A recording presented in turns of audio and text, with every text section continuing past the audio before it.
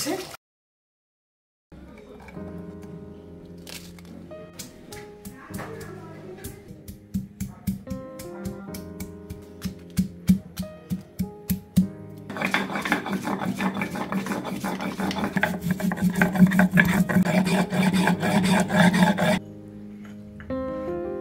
কি সুন্দর রং হয়েছে, দেখেছো?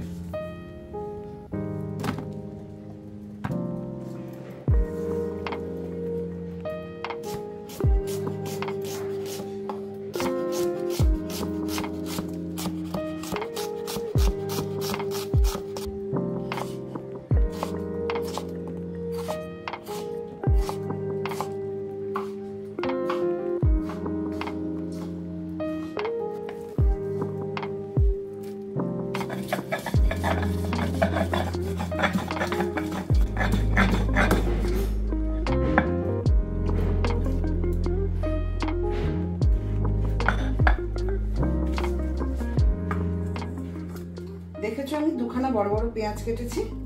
দুটো পেঁয়াজের হাফটা আমি বেটে দিলাম আর হাফটা আমি ভেজে দেব, কুচিয়ে রেখে দিলাম। এবার টমেটোটা বেটে দেব। যতটা পারি আমি বীজ ফেলে দিই, বীজ রাখতে চাই না। বীজটা যত না খাওয়া যায় ততটাই ভালো।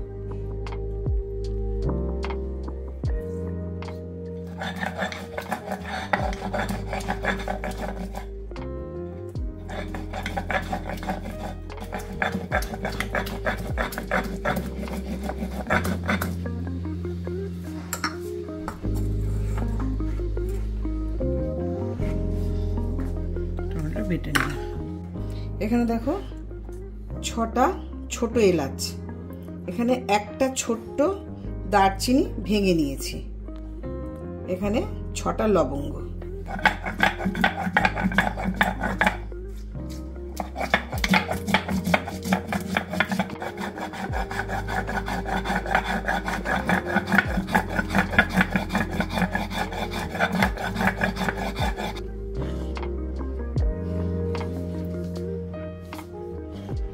দেখো ওইটুকু বেটে অনেকটা হয়ে গেছে।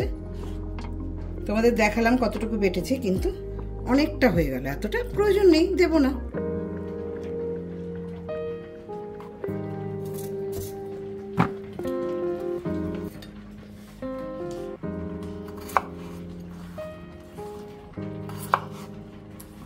পাঁচশো খাসির মাংসতে 4 টুকরো হলেই যথেষ্ট।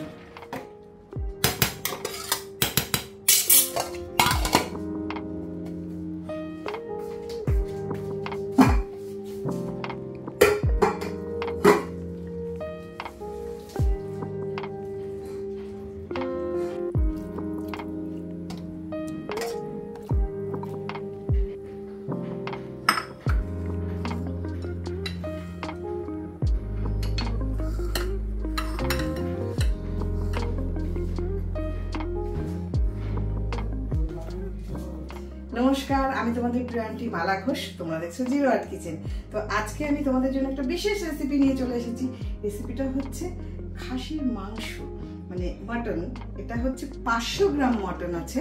আমি কিভাবে মাংসের কষাটা মানে পাতলা মাংসের ঝোলটা করব সেটা তোমাদের আজকে আমি দেখিয়ে দেবো। আমি এখানে কি কি উপকরণ সাজিয়ে রেখেছি সেটা আমি তোমাদের দেখিয়ে দেবো। চলে এসো। এখানে 500 মটন আছে, দেখো কি সুন্দর চর্বি, একটা নাল্লি আছে, আর তার সঙ্গে ভালো সাইজেরই দেখিয়ে দিচ্ছি আমাদের, বেশ বড় বড় সাইজের পিসও আছে, প্রমাণ সাইজ আর কি পিসগুলো আছে, বেশ সুন্দর দেখতে পিসগুলো। আচ্ছা, এখানে আছে টক দই, ফোড়নের জন্য গরম মশলা, এলাচ, দারচিনি, লবঙ্গ দেখেছো, আদা, রসুন, শুকনো লঙ্কা এখানে বাটা আছে। আচ্ছা, চিনি, গরম মশলা বাটা, টমেটো বাটা, পেঁয়াজ বাটা, পেঁয়াজ রাখা আছে। যেহেতু 500 খাসির মাংস, তার জন্য একটা টমেটো যথেষ্ট, 1 ইঞ্চি আদা যথেষ্ট, 2টো পেঁয়াজ আর 6খানা 7খানা রসুনের কোয়া আছে। দেখিয়ে দিচ্ছি, 3 3 6খানা রসুন কোয়া আছে। এখানে আছে হলুদ, এখানে 2টো আলু 4 পিস কাটা আছে। এখানে আছে নুন, এটা হচ্ছে সরষের তেল, আমি সরষের তেল দিয়েই করব। আমি রান্নাটা শুরু করি, চল।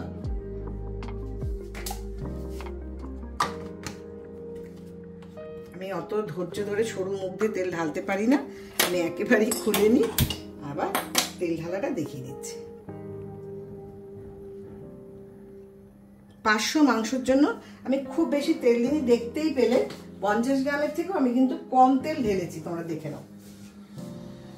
এবারে মাংসটা আমি একটু ম্যারিনেট করে নেব। হলুদ দিয়ে দিলাম, নুন দিয়ে দিলাম, পেঁয়াজ বাটা দিয়ে দিলাম, টমেটো বাটা দিয়ে দিলাম, শুকনো লঙ্কা আদা রসুন বাটা একসঙ্গে করা ছিল সেটাই দিয়ে দিলাম। এই যে গরম মশলা বাটা শিল ধোয়া জলটা রেখে দিয়েছিলাম আমি, এটার মধ্যে দিয়ে দিলাম। একটু গরম মশলা বাটা দিয়ে দিলাম, একটু কাঁচা সরষের তেল দিয়ে দিলাম, ফোড়নটা দিয়ে দিলাম, পেঁয়াজটা ভাজার মধ্যে দিয়ে দিলাম,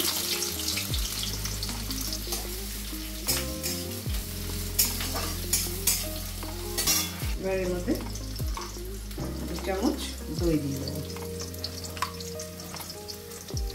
এবার আমি আলুটা ভেজে নিয়ে আমি আবার আসছি। এই পেঁয়াজগুলো আলুর সাথে যে ভাজলাম, পেঁয়াজটা কিন্তু পুড়ে যাবে, তার জন্য আমি পেঁয়াজটাকে কিন্তু তুলে নিলাম। এবার আস্তে আস্তে আলুটা ভাজা হোক। আর আলুটা না ফুল গ্যাস বাড়িয়ে আলুটাকে ভাজবার চেষ্টা করবে না, আলুটা তাহলে পুড়ে যাবে। এই জন্য কি হয়, তো আস্তে করে দিয়ে আলুটাকে ভাজার চেষ্টা করবে। তো এটা আমি সব সেটটা দেখো কি সুন্দর নিয়েছি, দেখতেও বেশ সুন্দর লাগছে কালো বাটিতে। এইবার আমি থালার মধ্যে ঢেলে এটাকে মাখবো হাত দিয়ে।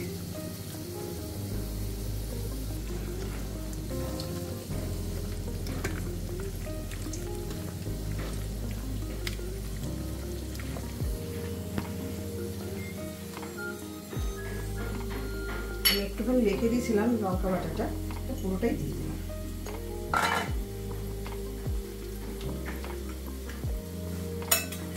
এবার এর সঙ্গে এই যে পেঁয়াজটা ভেজে রেখেছিলাম এটা এর মধ্যে দিয়ে দিলাম, খুব সুন্দর টেস্ট হবে একটা।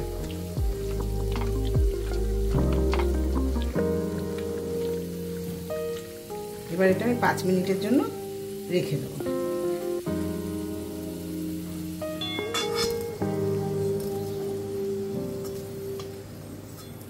মাংসটা যে ম্যারিনেট করে রেখেছিলাম, এবার আমি এটা এর মধ্যে দিয়ে দেবো।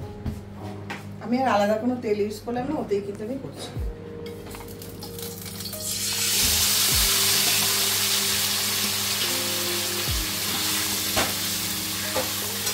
গ্যাসটা বাড়িয়ে দিলাম।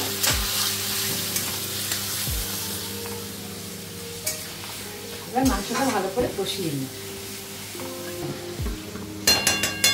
এবার আমি ঢাকা দিয়ে রাখলাম, আস্তে আস্তে কষতে থাকুক, তারপর আবার ফিরে আসছি।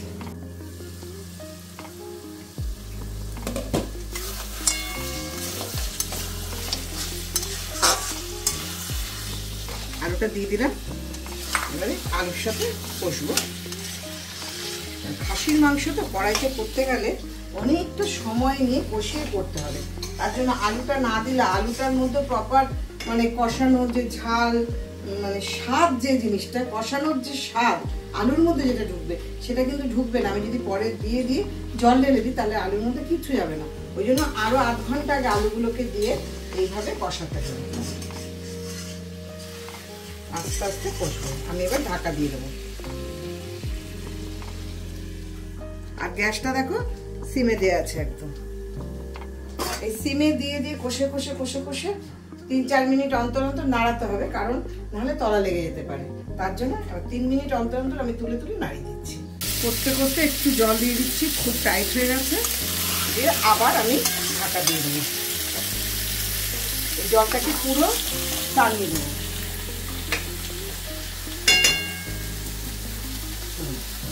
জল ফুটছে, দেখো একদম গ্যাস ঢিমে তালে দিয়ে আমি কষাচ্ছি, দেখো একদম স্লো।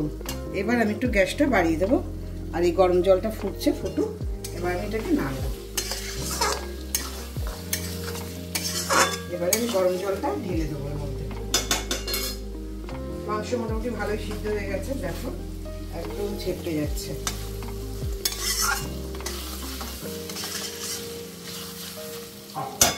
এবার গরম জলটা দিয়ে দেবো।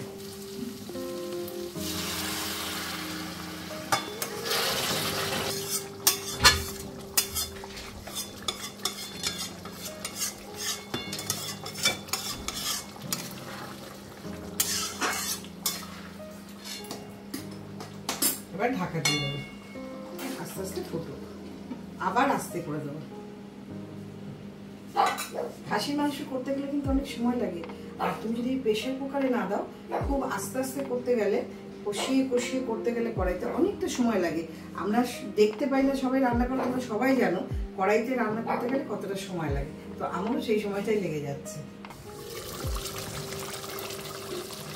বেশ সুন্দর কষানো হয়ে গেছে, অনেক খুব গরম তো, একদম পুরো সিদ্ধ হয়ে গেছে। এবার আমি গরম মশলা অ্যাড করবো।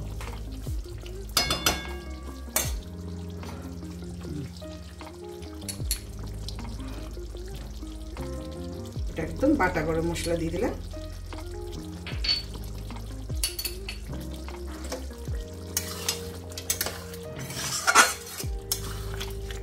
আর মিষ্টি রেখেছিলাম, তোমরা জানো আমি রান্নার শেষে একটু হলেও মিষ্টি দিই, মানে নুনটাকে ঠিক স্বাদে আনার জন্য।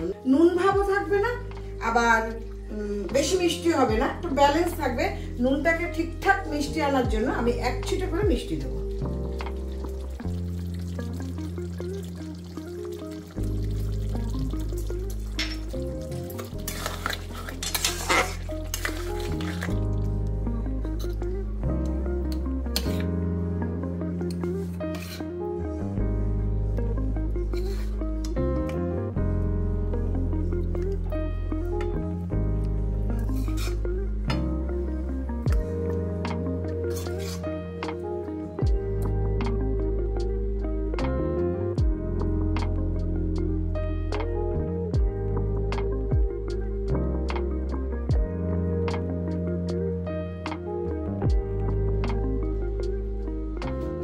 হয়ে গেল আজকে খাসির মাংসের ঝোল।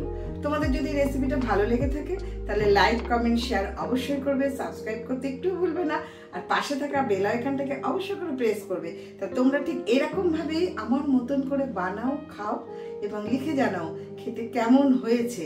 তো আবার চলে আসবো কোনো একটা ভালো রেসিপি নিয়ে তোমাদের কাছে। আজকের মতো এই পর্যন্ত, টাটা।